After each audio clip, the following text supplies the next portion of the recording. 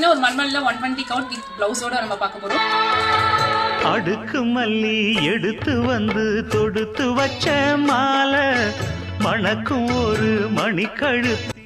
So next அழகான ஒரு block maroon colour border, அழகா ஒரு கோல்டு கலர்ல ஸ்டைப் டிசைன் கொடுத்துருக்காங்க.